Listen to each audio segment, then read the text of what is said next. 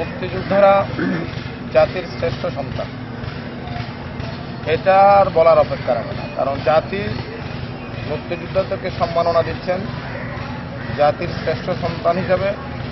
মৃত্যুর পরে তাদেরকে রাষ্ট্রীয় মর্যাদায় দাফন করা হচ্ছে। আমি আপনাদেরকে স্মরণ করে দিই, গত কয়েকদিন আগে আমাদের সংগঠনের 11 জনের আমি যতটুকু তাকে ভালোবাসি, যতটুকু তাকে ভালো জানতাম, আমার মনে হয় সেই ছিল আমার সংগঠনের সবচেয়ে একজন শক্তিশালী সদস্য। হাজী ইব্রাহিম মগদারার আপনারা জানেন, ওনার মৃত্যুতে আসলে আমি খুবই দুঃখ পেয়েছি এবং আমার দক্ষিণাঞ্চল ওর কারণে মনে হয় আমার অন্ধকার হয়ে গেছে। আমি একমাত্রই যখনই আমি তার সহযোগিতা চেয়েছি, সেই দক্ষিণ সন্দ্বীপ থেকে উত্তর সন্দ্বীপের আগঘাট পর্যন্ত সে 1-2 ঘন্টার আগে অনুষ্ঠানে পৌঁছি। আমি আজকের এই ক্ষুদ্র হলেও এটা মুক্তিযোদ্ধাদের অনুষ্ঠান, আমি ওনার রুহের মাগফিরাত কামনা করছি। ওনার পরিবারের লোকেরা আমার সাথে যোগাযোগ রাখছে, আজকেও আমার সাথে যোগাযোগ করছে। পরিবারের দুঃখ বেদনার সাথে আমরাও একাত্মতা ঘোষণা করছি।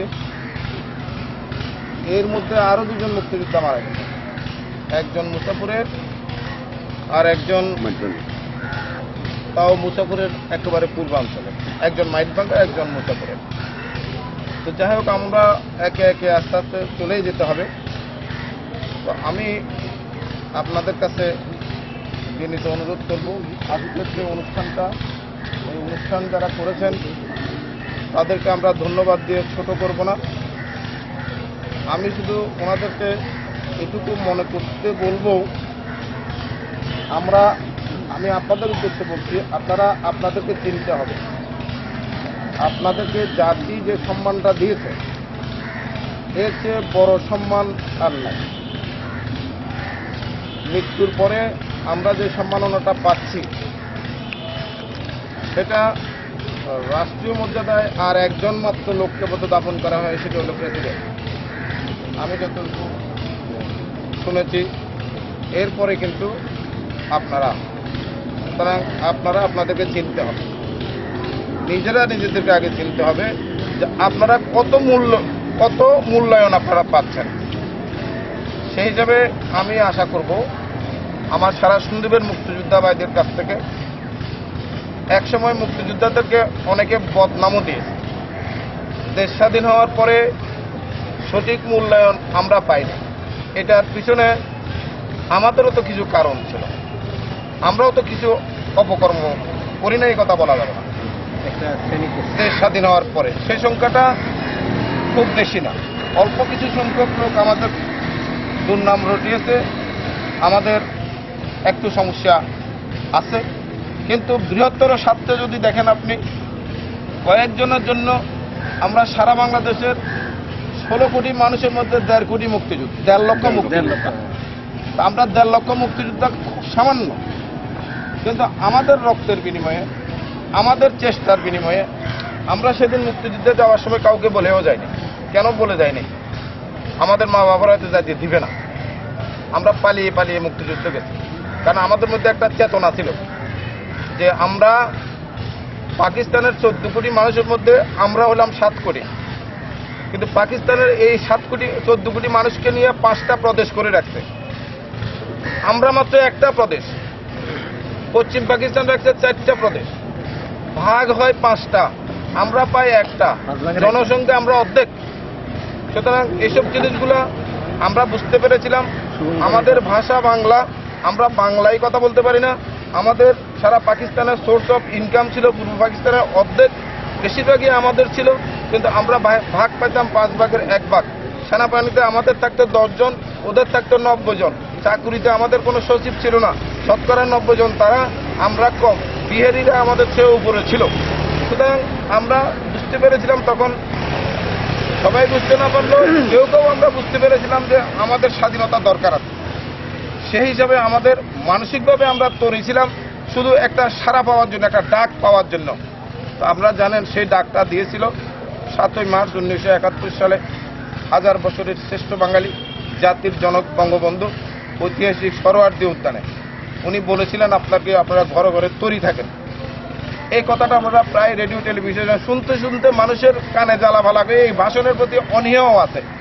তারপরেও বলবো এই ভাষণটা দরকার আছে। তারপরে আমাদের কানে ভিতরে আমরা ঢুকাতে পারতেছি না বঙ্গবন্ধুর সেই ডাকটা যে তোমরা ঘরে ঘরে দুর্গ করে তোলা। কে বলতে পারে এই কথাটা? কোন লোহমানব সারা পৃথিবীতে এই কথাটা কেউ বলতে পারে? তখন পাকিস্তানের সামরিক বাহিনীর কাছে সারা পৃথিবী কাঁপছে। সেই সময় বঙ্গবন্ধু বলে দিছে যে তোমরা ঘরে ঘরে দুর্গ করে তোলো, যার যা কিছু আছে তাই নিয়ে তোমরা প্রস্তুত থাকো। হ্যাঁ, বলছে আমি হুকুম দিতে হয়তো নাও পারতে পারি, কারণ আমার উপরে অত্যাচার আসবে, আমি হয়তো হুকুম দিতেও পারবো না, আমাকে গুলি করে মেরেও ফেলতে পারে, কিন্তু তারপরেও তোমরা যুদ্ধে ঝাঁপিয়ে পড়বে। রক্ত যখন দিছি, আমরা কত রক্ত দিছি, আমরা আমাদের ভাষার জন্য আমরা রক্ত দিই, রক্ত আরো দেবো, এই দেশকে মুক্ত করে ছাড়বো ইনশাল্লাহ। সুতরাং আমরা সেটা অক্ষর অক্ষরে পালন করেছি। তখনকার যুব সমাজ আমাদের মধ্যে ভুলভ্রান্তি থাকতে পারে, কিন্তু আমরা জাতির জন্য কাজ করছি। একটা বুলেট আমাদের একটা জীবন চলে যেত, হয়তো আজকে আপনারা বেঁচে আছেন বলেই আপনারা হয়তো কিছু দোষ আপনাদের হয়েছে। আমি এটাকে দোষ বলি না। তাহলে আজকে দোষ হচ্ছে কেন? যুব সমাজ আজকে দোষ করতেছে না? সারা বাংলাদেশের দোষ করতেছে না যুব সমাজ? মুক্তিযোদ্ধারা সামান্য দোষ করছে, মুক্তিযোদ্ধারা জীবন দিয়ে দেশ বানাইয়া দিছে, রক্ত দিছে, কিন্তু আজকে যুব সমাজ তো দেশের জন্য রক্ত দিচ্ছে না। তারা টেন্ডারবাজি করতেছে, তারা ডাকাতি করতেছে না। যে দলে যখন ক্ষমতায় আসছে আমরা দেখতেছি যুব সমাজ উচ্ছৃঙ্খল। আমরা তখন তো একটা ভালো কাজ করে দিচ্ছি দেশের জন্য। যাই হোক, আমি আজকে আমাদের উপজেলা চেয়ারম্যানকে বলে ছোট করতে চাইনি, আপনারা হয়তো এইদিকে লোকে জানেন না, কিন্তু উনি 71 সালে আমাদের সাথে ছিলেন। আমি একটা সাক্ষী। আমার সাথে বলবো না, ওনার যে অনুপ্রেরণা ছিল আমাদের প্রতি। আমরা যখন ইন্ডিয়া থেকে আসলাম তখনও আমি ওনার তত্ত্বাবধানে ছিলাম, ওনার বাড়িতে ছিলাম, ওনার আশেপাশে ছিলাম, ওনার ভাই ব্রাদার চাচা এরা সহ আমরা ওই এলাকাতে কয়েকটা ক্যাম্প করেছি। সেই ক্যাম্পে আমি ট্রেনিং দিতাম, আমার সাথে লোক থাকতো, আওয়ামী লীগের কিছু নেতাও সেখানে আসতেন, আমিও ট্রেনিং দিয়েছি সেখানে। তো যাই হোক, ওনার অবদানের কথা আমরা শেষ করতে পারেন। একটা সন্দীপ টাউন আপনারা শুনেন, একটা মাত্র বড় অপারেশন সন্দীপ হয়েছে, সেটা সন্দীপ টাউন। আমাদের প্রতিপক্ষ রফিক সাহেব সেটা স্বীকার করেন, আমি সেটা কিছুদিন আগেও জিজ্ঞাসা করছিলাম, সে স্বীকারই করেন, অথচ উনি আমাদের পাশে ছিল, সার্বক্ষণিক পাশে ছিল। আমার ওই কথাটা এখনো মনে আছে। সকালবেলা ওইখানে আমাদের একটা মিসিং ছিল, মানে আমাদের একটা গ্রুপ আমরা পাইতেছি না, এদেরকে সকাল হয়ে গেছে, ওদেরকে পাইতেছি না। আমরা ভাবছি যে কোনো ক্রস ফায়ারে পড়ে গেল কিনা তারা।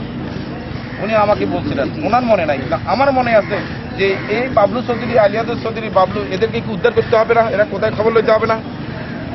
আমার হাতে ছিল এলএমজি। আমি তখন বলছিলাম ওনাকে, ওনার মনে হয়, বলছে আমি যাব। তো লাকিলি এদের অসুবিধা হয় নাই, ওরা বেরিয়ে আসছে কিছুক্ষণের মধ্যে। তো ওনার অবদান সেই থেকে দেশের অনেক পরিবর্তন হয়েছে, দল অনেক ভাঙছে, অনেক দল হয়েছে, কিন্তু উনি আজও সে আওয়ামী লীগের সন্দীপে সে হাল ধরে রাখছে। ওনার চেষ্টা আজও আওয়ামী লীগ টিকে আছে।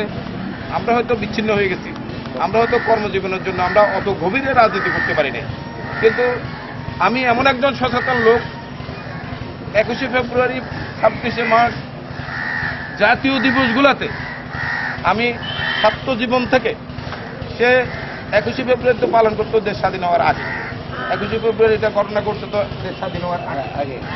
তখনও আমি এই 52 ভাষা আন্দোলন, আমরা তখন ছোট কলেজে পড়ি, স্কুলে পড়ি, ওই দিবসগুলো আসলে আমার কেন রক্তে একটা উত্তেজনা আমার আসে। আমি এই ধরেন যখন দেশ স্বাধীনতা সংগ্রাম শুরু হবে তার আগে তো আমি কলেজে পড়ি, তখনও আমি এই চিটাগাংয়ের বিভিন্ন আন্দোলন, বঙ্গবন্ধুর বিভিন্ন বক্তব্য, ওনার বিভিন্ন মিটিং, মিছিল, আমার রাজনীতিকায় আমি এই বক্তব্যগুলো শোনার জন্য আমি গেলাম।